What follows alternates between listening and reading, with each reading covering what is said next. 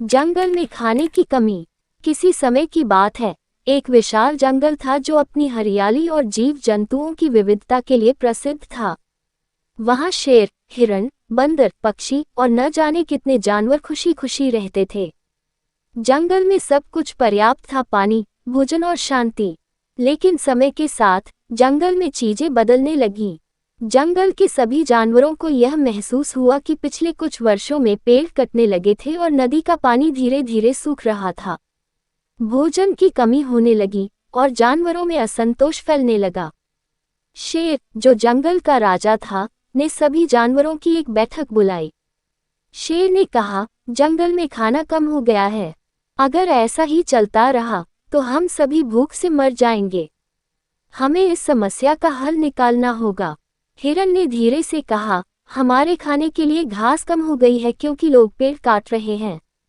अगर पेड़ नहीं रहेंगे तो घास भी नहीं उगेगी। बंदर ने भी अपना दुख व्यक्त किया, पहले हमारे लिए फल बहुत होते थे, लेकिन अब हमें एक भी पेड़ पर पर्याप्त फल नहीं मिलते।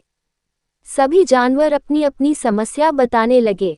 लोमड़ी ने एक सुझाव दिया, हमें इंसानों से बात करनी चाहिए और उन्हें समझाना चाहिए कि वे जंगल को नुकसान पहुंचाना बंद करें।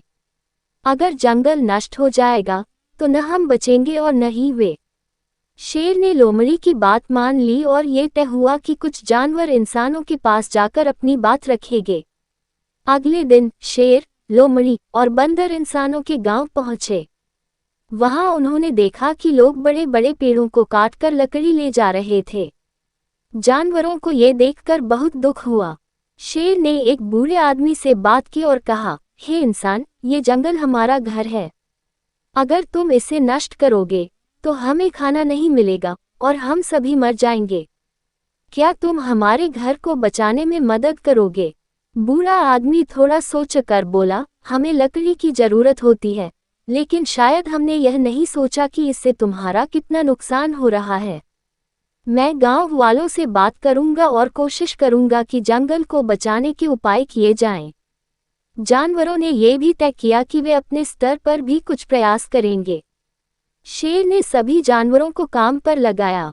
पक्षियों को बीज इकट्ठा करने के लिए कहा गया ताकि वे नए पौधे उगा सकें। बंदरों को पुराने फलों के बीज फैलाने की जिम्मेदारी दी गई।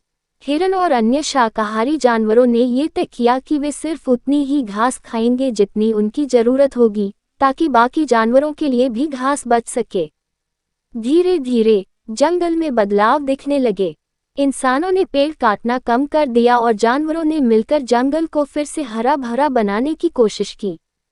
नए पौधे उगने लगे, फलदार पेड़ फिर से भर गए और नदी में पानी भी लौटने लगा।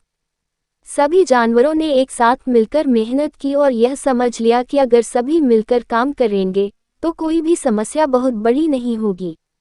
ये कहानी हमें सिखाती है कि किसी भी समस्या का हल मिलजुल कर प्रयास करने में है।